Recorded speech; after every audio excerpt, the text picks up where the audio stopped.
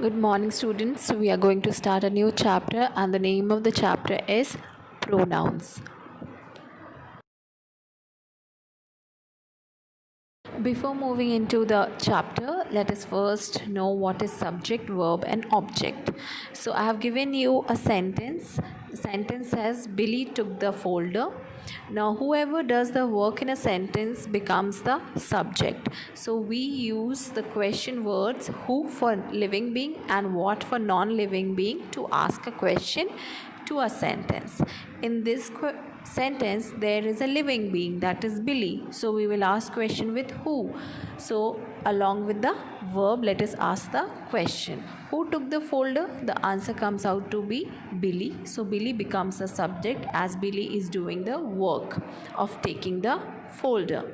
Now what is the verb in the sentence? The verb is took. And what is the work done by Billy?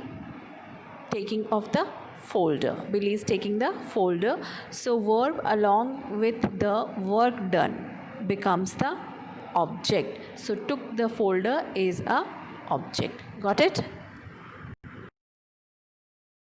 Before moving into the details of pronouns, let us know what is a pronoun. Pronoun replaces a noun in the sentences. We all know it. Pronouns can do everything that nouns can do, right? You have also studied this in your junior section. So in this slide you can see the pronouns which we use in place of nouns like I, you, he, she, it, we and they. Okay?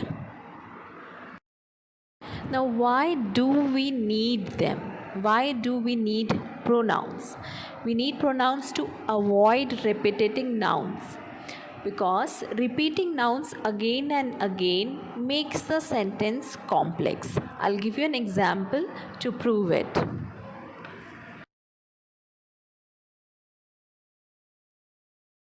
Students, you can see the first example. The first example says Raj bought a book because Raj wanted to read it. You can see the noun Raj is repeated again and again, and it is creating lots of confusion. So to avoid this confusion, we will use pronoun, and let's see how we can make use of this the pronoun he to avoid the confusion. So let's write the sentence again. Raj bought the book because he wanted to read it. So we can replace noun with the pronoun he to avoid the confusion. Okay?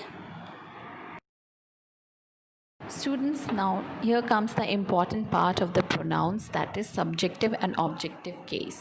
What does subjective and objective case mean? Subjective means the pronouns which are placed in subject place, and objective means the pronouns which are placed in object place. And we already know what is subject and what is object and how to find them in a sentence.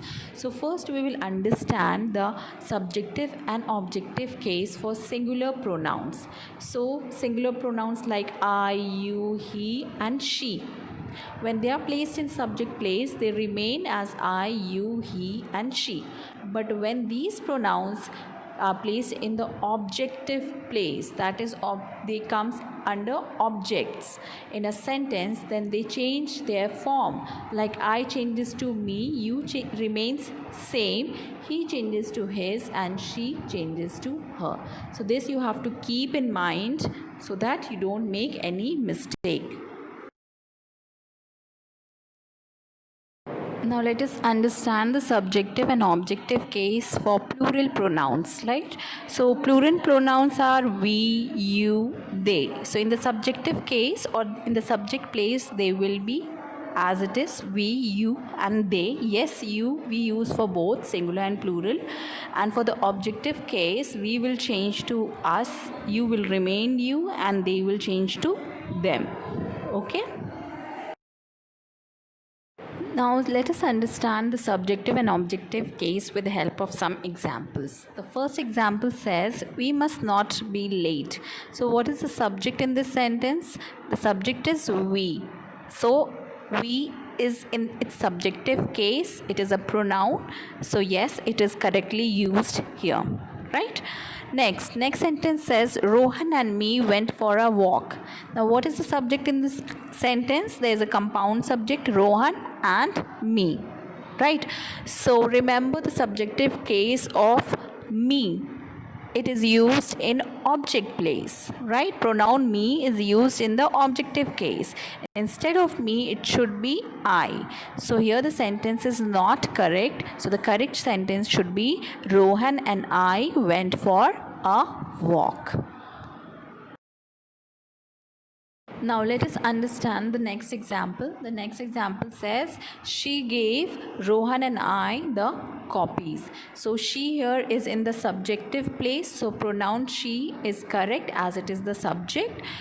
And what is the object of the sentence? Rohan and I the copies, right? So Rohan and I is in the object place, and remember I is used in the subjective place. So I becomes me in the object. That is what is the objective case of I. So it is wrong. The sentence is wrong. So we have to correct the sentence. So the correct sentence should be she gave Rohan and me the copies.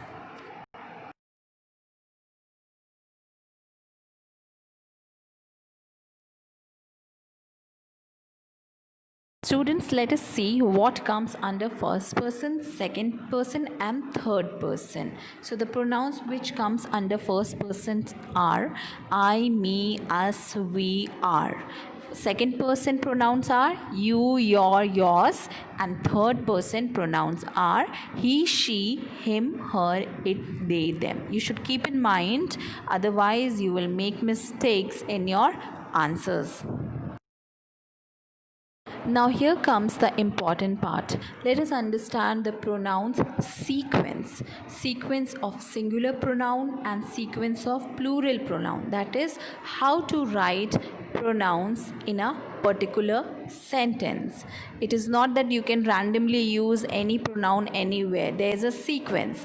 For sequence of singular pronoun, we use the rule of 2-3-1, whereas for sequence of plural pronoun, we use the rule of 1-2-3. What is 2-3-1 and what is 1-2-3? 2-3-1 stands for second person, third person, first person, and 1-2-3 stands for first person, second person, and third person.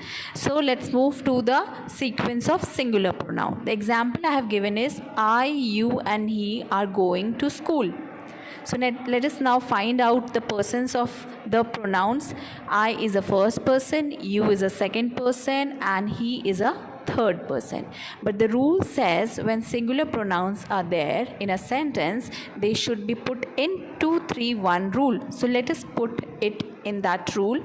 So second person you will come forward, then the third person he, and then I. So the sentence will be you, he, and I are going to school. This is the correct sentence. Let's move to the next rule for sequence of plural pronoun. Now, when there are lots of plural pronouns in a sentence, what should be the sequence? The sequence should be of 1-2-3 rule. So here you can say they, we, and you are plural pronouns, and the sentence says they, we, and you are going to school.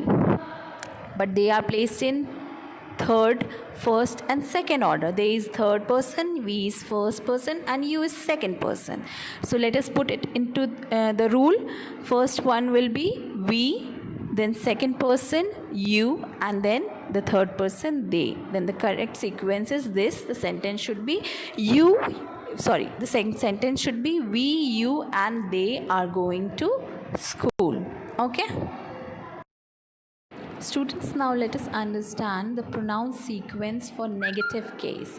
That is, whatever the pronouns may be, singular or plural, if the sentence mean negative, or if the sentence is sounding negative, it will follow 1-2-3 rule only, whatever the case may be, singular or plural pronoun. Here the rule is of 1-2-3 rule. For example, you, he, and I are guilty for this crime, right? So this sentence is negative as somebody is guilty for the crime. It is not necessary that you will find for the negation words. the meaning of the sentence, if it is coming out to be negative, then that becomes a negative case. So here the singular pronouns are there in this sentence. It should follow 1 2 3 rule, okay, because the sentence is negative. So now what should be the sequence? The sequence should be first I will come, then second you, and then he, and the sentence will be I, you and he are guilty for this crime. Now students, let us understand relative pronouns.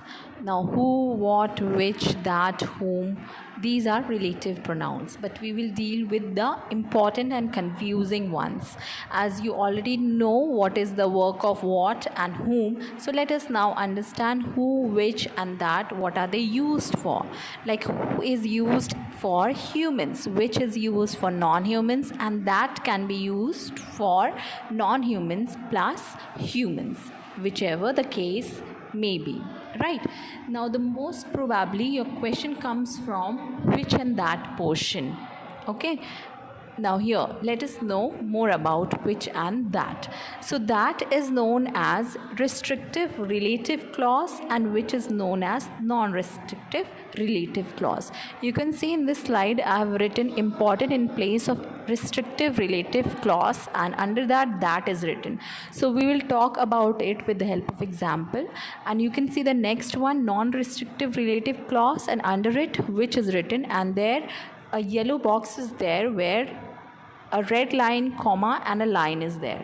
So which is most probably used in the sentences where there are commas. This is one of the hint. If there is comma in a sentence, you can place which in the blanks given, or in the options where you are asked to put whether that or which. This comma can help you to choose, and most probably which is used for the sentences having commas, okay?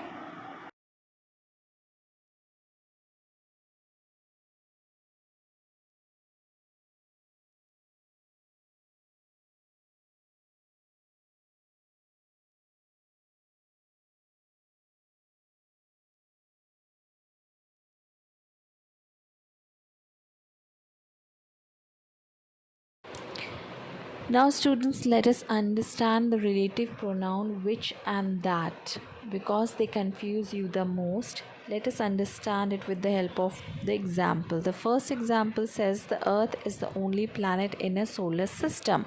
You have to place which or that in the blank supports life, right? This is the complete sentence. Now I have already told you in the previous slide that that stands for the important portion of the sentence, that is without that portion the sentence will not make any sense. So let us now first place which in the blank and then see whether the sentence makes any sense or not. So the earth is the only planet in a solar system which supports life. Now there is a trick how to find out whether to use which or that. So when you use which, you have to hide the sentence from which to the last part of the sentence. So let us see. Now read the sentence. The earth is the only planet in a solar system. It does not make any sense because there are many more planets in the solar system. Earth is not only the planet, right? So you have to use supports life. That is an important part, because none other planet in the solar system supports life other than earth, right? So here what should be used? That the earth is the only planet in the solar system that supports life. Let's move to the next one. The next sentence says the earth, comma, which is the third planet from the sun, comma, supports life. I told you commas are the hint which tell you that the relative pronoun which should be used. So now read the sentence again. The earth, which is the third planet from the sun. If we cross it from here to the last portion, that is the sun part, okay, till the comma. Now read the sentence. The earth supports life, without which also the sentence is making sense. So that is not necessary now, because without which also the sentence is making the sense. So the sentence will have the relative pronoun which only. Okay, so let's end the chapter here.